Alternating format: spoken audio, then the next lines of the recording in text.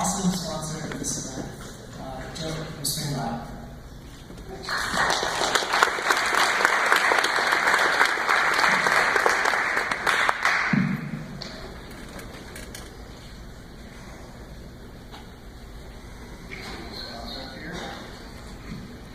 Excellent. How you guys doing?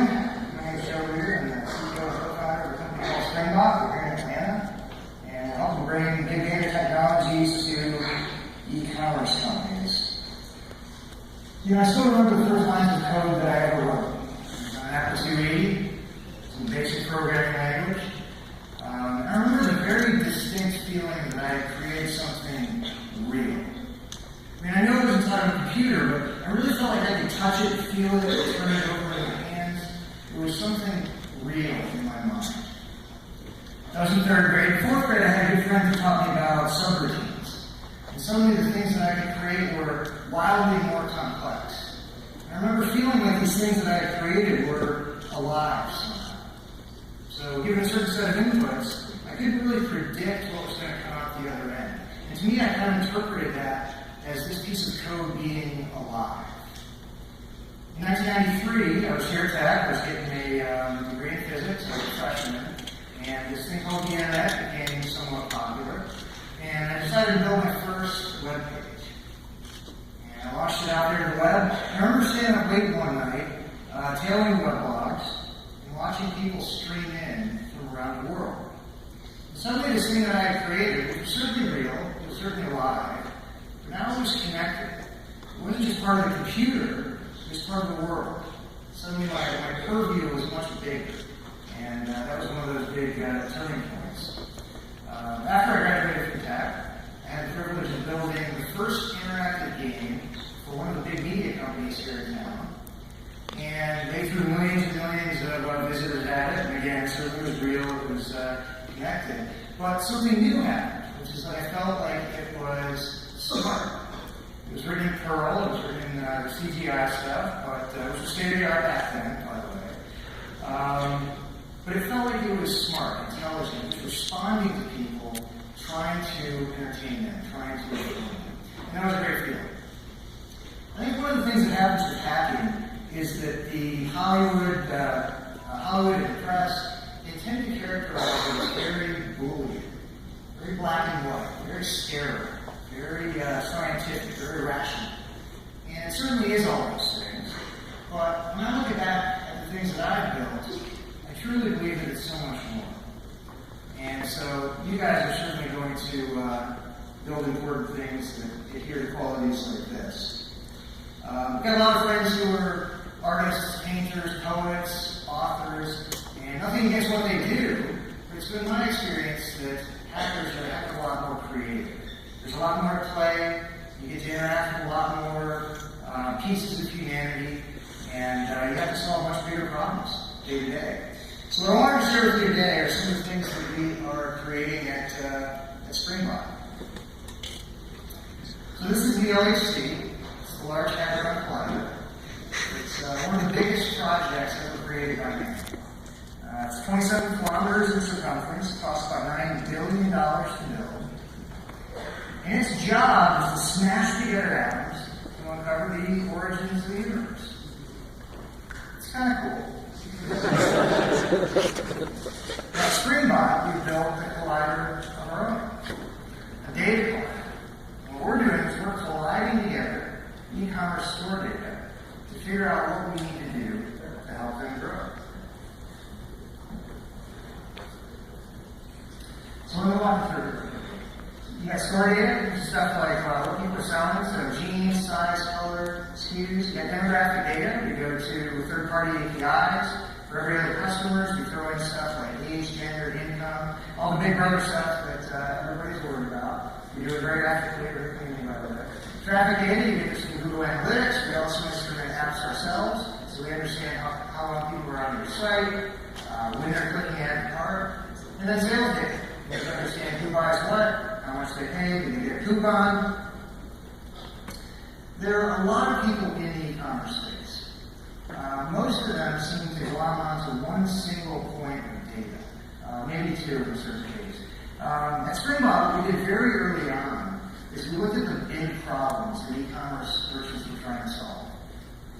And what we realized is that you can't solve the big problems unless you can see all the data. And so we hacked our way to a very unique view in the market, where we can see every piece of data that an e-commerce store needs to operate. It was a lot of work. We had to hack a whole bunch of Ruby on Rails code, PHP, Java. We had to integrate with 10, 15 APIs. We had to do OAuth, which is a nightmare because it seems like standard, but it's not actually. We do OAuth with like 10, 15 folks. We had to write our own APIs and get people to use them. But at the end, we ended up with this very unique viewpoint in the market that allowed us to do some pretty great stuff. We collected a ton of data. To put it in context, if you walk into Staples or Office Depot, you're probably going to look at 4,500 to 6,000 products. We've got 8 million indexed in our database at this point.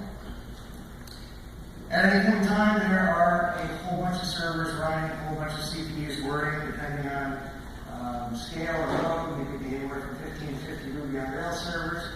We're doing a lot of computation.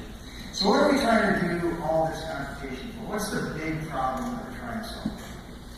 If you're an e-commerce merchant today, this is what your world looks like. You may have flowers or pants or jeans, but you have to learn how to compete on each one of these social networks. And every day, Silicon Valley and hackathons are kicking out new concepts, new tools, new tactics, new things that you have to learn about. But chances are you're not a marketing expert. So what you do is you try a few of them. You don't know what's working and what's not. So ultimately you get stuck. Stuck kind of looks like this. You're not willing to grow your business. In other words, you're kind of paralyzed. And so this is how we find our customers. And this is the problem, the big problem that Springbot decided to try to solve. Now, if you're a coder, and someone came to you and they said, I want you to help unstick people, give you a piece of paper, you'd probably throw it away. If you're a dev manager, you'd probably take that same piece of paper, realize it's a hot potato, throw it to someone else in another department. If you're a contract programmer, you'd probably look at it and then hand it to your worst enemy, right? This is a hard problem to solve. It's subtle. It's psychological. And yet if you're a hacker, this is the problem you live for. You love problems where technology and society and culture and humanity come together. That's why you're here today. And these are the problems we solve every day at Springbot. Quick run through of our data collider. We're going to analyze your data, all the data that you got on your store. We're going to recommend an action. So this might be something like, hey, we noticed that women in Idaho are buying jeans. Why don't you send them an email with a coupon or something like that? Because of the fact that we're deeply integrated with MailChimp, we can help you take that action faster than you would otherwise. And we're going to track the outcome. But then most importantly, we're going to take that data and we're going to feed it back into the system. And of course, we all know in this room, if you have a system that can give itself feedback, you have a system that can self-optimize. So over time, recommendations get better, our stores grow, everyone's happy. They start to get unstuck. So here at HackGT, you're going to build some great things. And what I encourage you to do is spend a few moments thinking about how you got here. Now, not planes, trains, and automobiles, but your life path. How did you end up in this room? You're a very important part of society and culture. You're not over at Music Midtown. You're here because you want to change the world. And so think about what it took to get you to this place. Think about the things that you built and celebrate. You built great stuff. Finally, one thing I'd challenge you to do, and it's actually not easy to do. You're all going to have ideas on what to build for this hackathon. Because you're hackers, you've already turned the knob up to 10. I want you to turn that knob up to 11. I want you to go one step further. I want you to think a little bit beyond the idea that you think you can accomplish in 36 hours. And in thinking a little bit further, you're going to end up learning a whole bunch, and it's going to be very productive for your life and for your career. Now, how do I know that? Well, it's actually over here, when not over there. I have the privilege every day of working with past HackGT winners. In 2012, Dustin Goodman won this event. This is him doing his best Batman impression.